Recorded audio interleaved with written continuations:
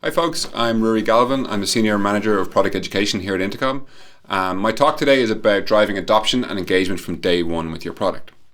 So before we get going, a little bit about Intercom. We're a customer messaging platform that helps drive business growth through better relationships throughout all of the customer lifecycle. We sell software to sales teams, support teams, and marketing teams. About 30,000 paying customers at this stage, about 620 employees, and $241 million in funding. I'll start with this very obvious statement.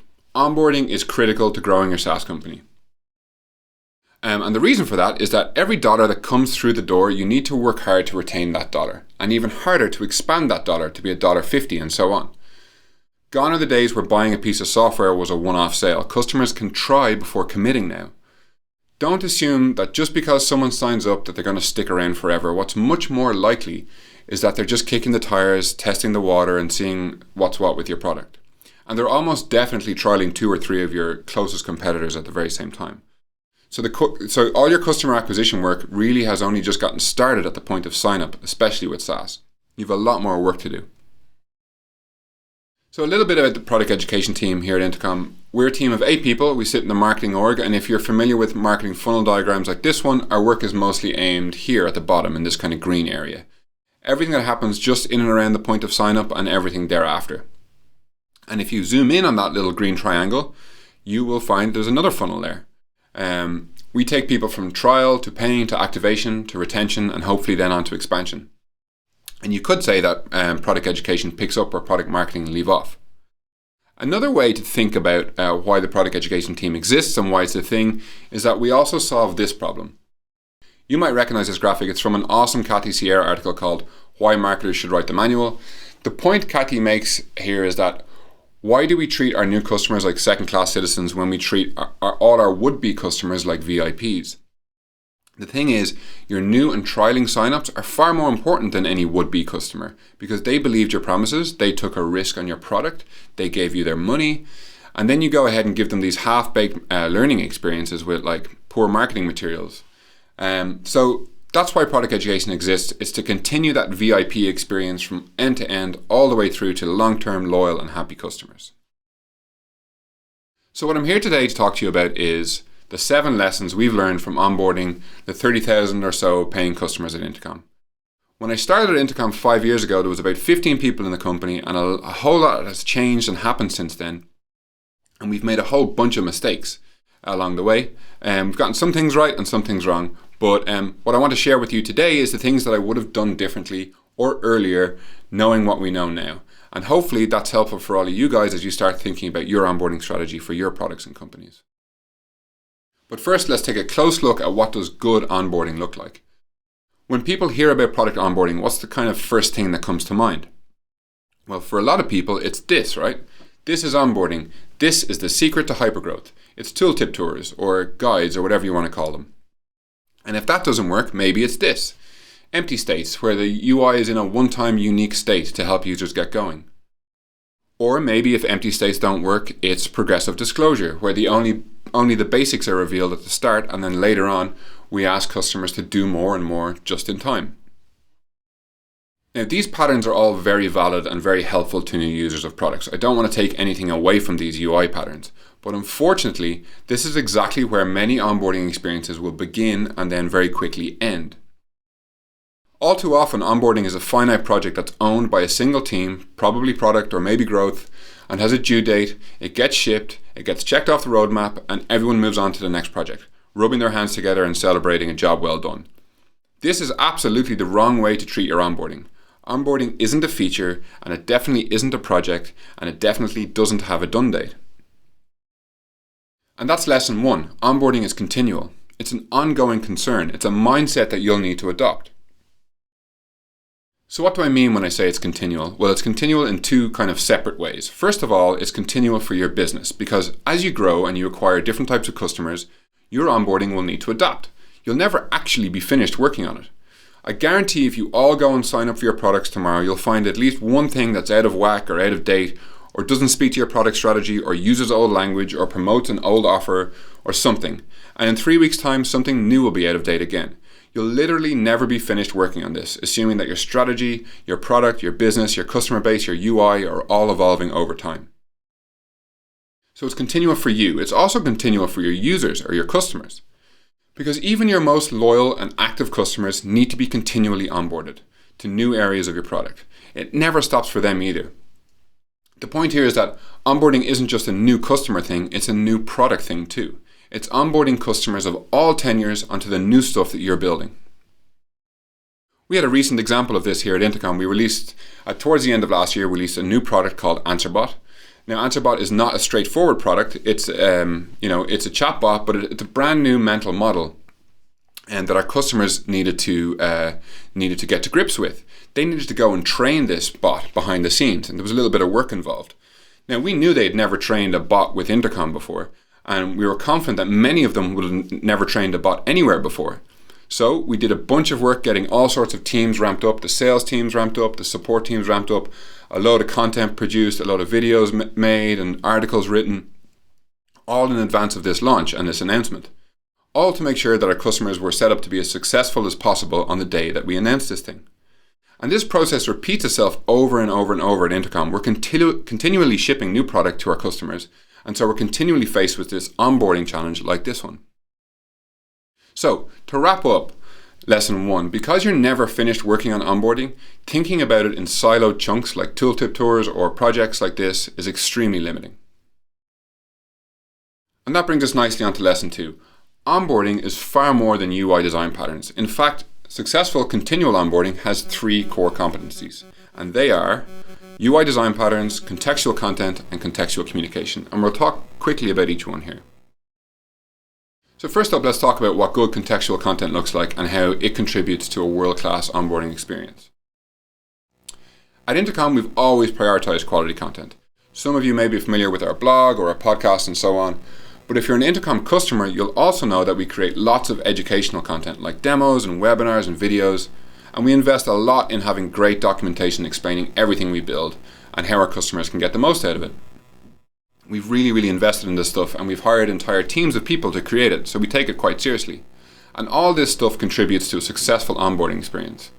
But your awesome help video or article is only so effective sitting over on your help center when your customers are back over in your product struggling on day 1 to get set up. It's simply not realistic to expect your new signups to go digging through your help center when they're trying to configure your product. Imagine if the washing machine company made you come to the showroom just to read the manual. It's crazy. Your customers need that support in context, using your product at a specific time in a specific place. How and where a customer encounters your content is just as important as the content itself. My favorite example of this is this in-product GIF from Apple's Mac OS. This is contextual onboarding content at its best. It's perfectly timely and useful. It's simple but totally adequate. But it's pretty useless if it's buried over on help.apple.com. It's in context at the right time in the right place. So that's content. The next part of the puzzle is contextual communication.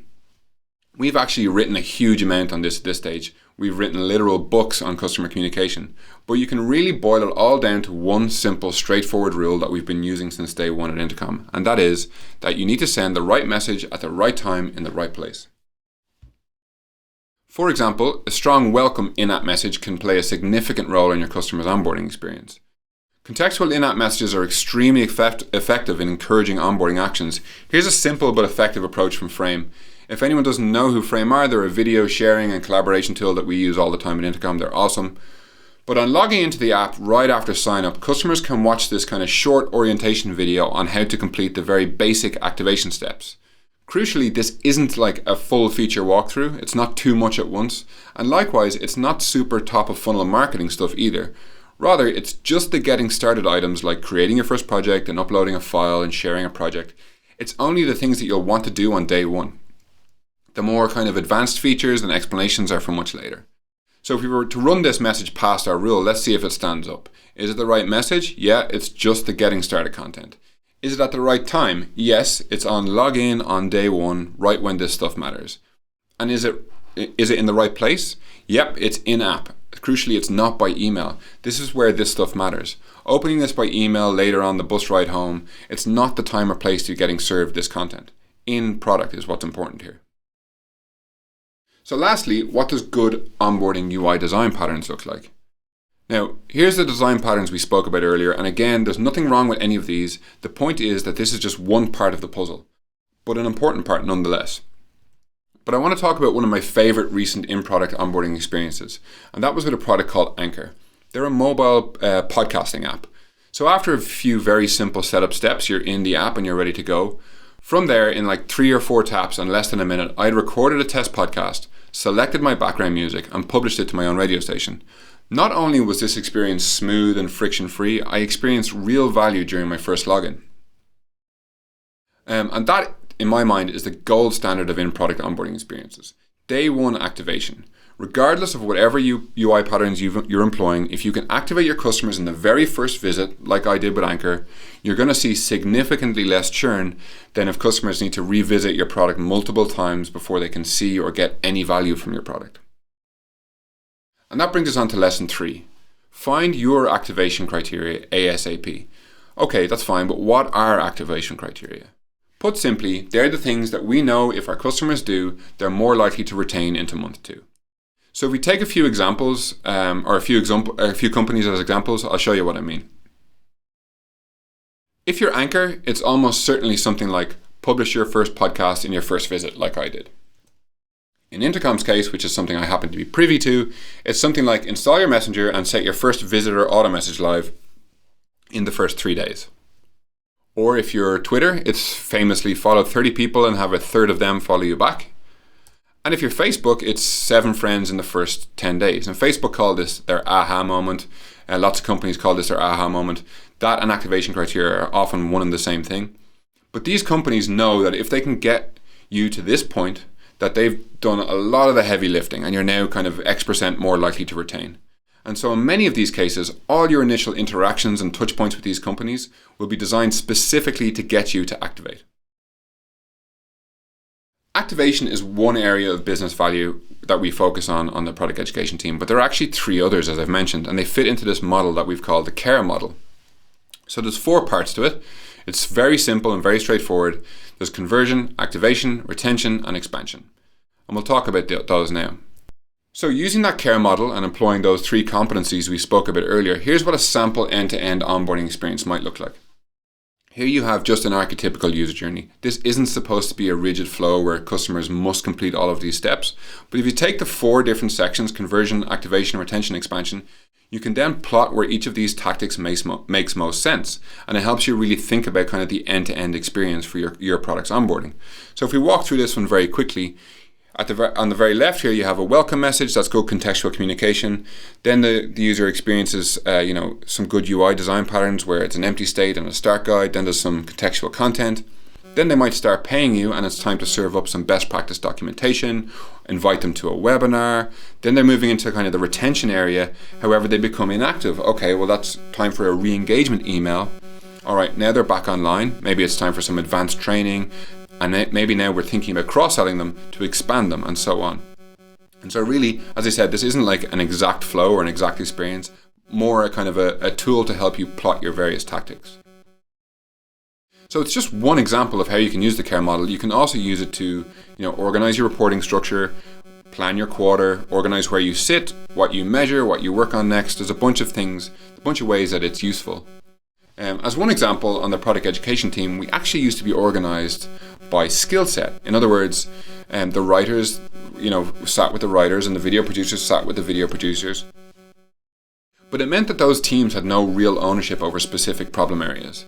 And actually what we found to be far more conducive to productivity and focus and impact is to get organized and coordinated around specific problems to solve rather than, the things that we can do. And so we started using the C.A.R.E model to organize our team. So we have one half of the team who works on conversion and activation, and that's made up of a lead, a writer, a trainer, and an editor.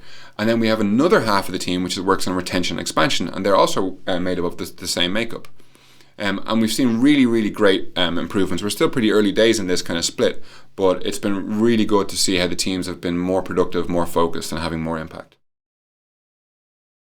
So, speaking of retention, let's move on to lesson 5, and that is that retention is an exercise in proactivity. So we've actually shown this graph a load of times in a bunch of different Intercom materials. This graph is showing churn. So the blue line is a new sign up, ramping up and eventually logging in every day. The green sign up is the green line is a regular customer who's logging in all the time. But the yellow line is a customer who slowly kind of ramps down, stops logging in as much, and then eventually cancels. And the point we always made with this graph was, that's the danger zone. That's when you need to act and move in and re-engage your customers. And that's true. Re-engagement is important. But actually, our thinking has evolved a little on this. And it's actually all the stuff that happens before that point that's actually way more important. It's here. This is when you need to be thinking about investing in retention, so that you never actually get to that inactivity stage. Don't wait for customers to stop using your product before doing something about it. Re-engagement is always a last resort. Because at that point, they've made some kind of commitment to stop using your product anyway. It's going to be much harder to bring them back. So there's obviously a bunch of different proactive retention activities. These are just some examples of those. So one is always be shipping. So always be layering down more compounding value with your product, showing your customers that you're listening to their feedback, that you're aligned with their jobs to be done. And if you're always shipping, that's gonna help with that.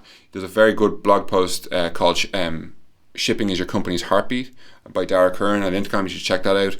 But shipping is really important. The next one, best practice content. And this is content. It's not just how-to content about your product and where to find various buttons and how it works, but actually it's content that enables your customers to do a better job. So for example, we have a product called Articles. It allows you to basically create and host a help center, but we'll produce content for our customers that helps them be a better writer. Now that content is applicable across all different help center products. It's not specific to ours, but our customers will appreciate that, and if we keep feeding them that best practice content, they're more likely to stick around. And the last one obviously is world-class support. This almost goes without saying, but don't be that company that doesn't reply to customers, that's short with your customers, that doesn't listen to them. World-class support is actually really, really, really hard, but when you get it right, your customers will really start to show more loyalty. So, lesson 6, it's to ring-fence your onboarding period. Let nothing else in. You need to drive the behaviors that matter, but only when they matter. There will be a temptation to talk about everything you do, everything you ship, all your new landing pages, all your new features, everything. And this is especially problematic if you work at a big, organization or product. But you need to choose the things that you talk about to your customers very carefully, and particularly in the onboarding period. You need to watch out for the trap of overdoing it. So an example from Intercom, for a long time in the early days, our onboarding campaigns promoted, features in our product, obviously. We started out with 5 or 6 things that we wanted to tell our customers and get them to use. So for example, when a customer signed up, we tell them to install the messenger, which was critical to getting going with the product, obviously. Then we tell them to put a message live. Then we tell them to add the team and upload an avatar and customize your messenger and use tagging and use events and upload more users. And the problem was that the list kept growing and growing and growing as our product evolved and grew. We were all in on driving engagement with our product, but we had no kind of strategy or form to what we were saying. Here's what one of those messages looked like. On the right, it's a message encouraging people to upload their avatar. And on the left is some of the rules that we were using to target that message in Intercom. We thought we had this whole right message, right time, right place thing locked in. We thought these messages were well targeted. If you didn't upload your avatar, we'd tell you to do it, and we'd only tell you to do it on the settings page. We thought this was perfect targeting. And it wasn't until we started, anchoring everything we did around activation criteria, which we talked about earlier, that we started to see a big, big difference. We should have been laser focused on just the specific actions that lead to conversion and activation, and then focus on the other stuff later. So for these actions that are kind of less critical to early activation, but more important for continued engagement, we spread those out much further over a longer period and a less aggressive cadence. We call these the kind of value add or engagement campaigns later on, that the customer experience is a little bit after they've onboarded and activated. These are things that are going to broaden and deepen customers' usage, and we know that that's what leads to retention and expansion over a longer period of time. So now things like upload avatar, which should have never have been in the first week, onboarding messages, it has nothing to do with activation. That's moved much further out. That's not a week one priority. You have to treat your early onboarding period as sacred and only let the very, very core activation steps in there. Okay, the last lesson, number 7. As your company scales from 10 to 20 to 200 and 300 and 600 and so on, you're going to end up working on lots of stuff that will fall into the kind of engagement / onboarding bucket. And this list of stuff, it might look like this. It's a bunch of different things, and together all these components will make up your customer's onboarding user experience. These are all the touch points. And this all works really, really great when you're a team of 5 or 10 people sitting around the same desk and you can lean over to each other to check on something and get aligned very quickly. But when your company grows quickly to 100 and then even quicker to 200, something starts to happen. All these activities will end up living in different teams as you scale. Suddenly you're going to have a sales team, a marketing team, a product team, and a support team. And your communication and collaboration and coordination all just gets harder and harder and harder. And we walked right into this trap at Intercom. If you're not on the lookout for this stuff, it'll result in things like sporadic messages that don't consider the content, educational content that doesn't reflect your kind of latest UI, a UI flow that doesn't know when and where the messages send, sales teams that aren't up to speed on your latest webinar schedule, and vice versa.